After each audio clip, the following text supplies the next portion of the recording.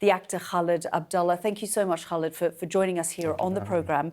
Just tell us about this campaign and why these 200 signatories, from the arts world, from other sectors, have come together to sign this, to call for his release. Well, I think the first thing that everyone has to understand is that Marwan Barghouti is the most important Palestinian political prisoner in Israel. He's often called the Nelson Mandela of Palestine, which I think is a correct reflection for two reasons. One, his popularity and his politics and the, what he represents as a figure, but also it's quite simply that his release, like the release of Nelson Mandela, represents the possibility of a true peace and justice in the same way that Nelson Mandela's release did. And I think that's part of the reason that you have so many, cultural and political figures around the world who are calling for his release. I mean, it was Nelson Mandela himself who said that Marwan Barghouti's case is exactly like mine. I think it was in 2013 that they relaunched the campaign to free Marwan from Robben Island, right? And, we're in a kind of situation where for 2 years, people have been on the streets seeing this genocide unfold, the unconscionable killing of children and men, women of all kinds, and that has been about stopping a genocide, calling for a ceasefire. But there is also the need to look forward as to what the possibilities are for the future. And that is exactly what this campaign represents and what Marwan Barghouti's release would represent. He's someone who unifies all factions in Palestine, but also beyond that, there are people in Israel who call for his release, including even the ex-head of Shin Bet, right? And there are even in the Israeli papers, since the campaign has launched in this way, people who are not necessarily with him who say call for his release, because if you want a true peace, if you want that possibility, then you need a political leadership that is able to give that. And, you might ask the question, really, why is he in jail? And why are political prisoners in general in jail? It's because you have regimes that want to thwart the possibility of a better future. That is always the case with political prisoners, whether it was, with the suffragettes here, or whether it was Nelson Mandela, or as it is with Marwan Barghouti. There was momentum that was building up, especially during the ceasefire peace plan as well that Donald Trump put together. Even Donald Trump himself at one point said, I might push to get Marwan Barghouti out. Why do you think that momentum went away?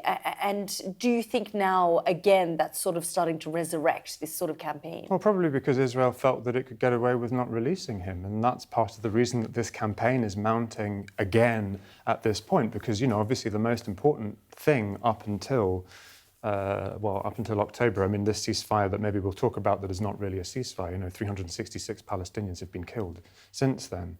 But anyway, that was the main focus. Now it's right to sort of start moving other campaign focuses and get them moving as well for the possibility of a long-term solution, which is dealing with the root causes of all of this. Because as we've heard many times, history didn't start on October the 7th, right? Palestinians have been living forms of ethnic cleansing for 77 years plus, right? And been under occupation in the West Bank and Gaza for over 58 years.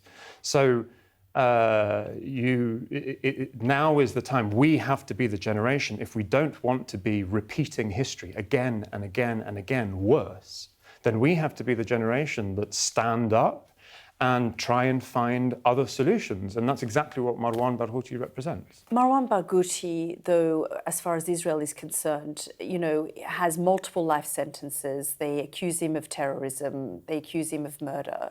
That is the reason, on top of believing and knowing that he is quite a charismatic leader and does have a genuine following amongst the Palestinian people, as you say, of all sectors of society.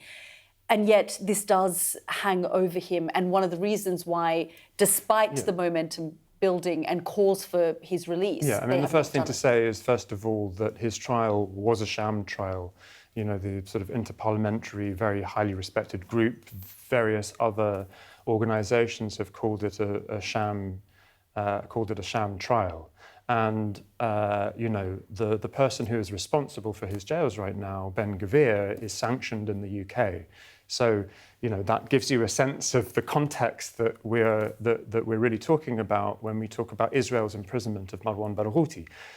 Israel systematically and for decades has been trying to thwart the possibility of a genuine, powerful Palestinian political leadership emerging and really being able to fight for a better future. Well, this and his imprisonment represents that. It's the very simple rule of divide and conquer. Well, the narrative is that there is no leadership. Well, and that's just absolutely not true because, release him and there is that possibility, allow the possibility for genuine democratic elections and let's see if he's elected. But regardless of whether he is elected, the point is that his release would represent the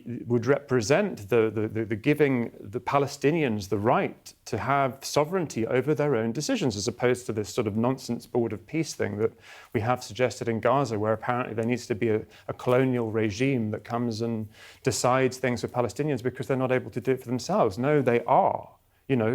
Archbishop Desmond Tutu was one of the early people calling for his release, and many other figures and all of these cultural figures, so that it exists.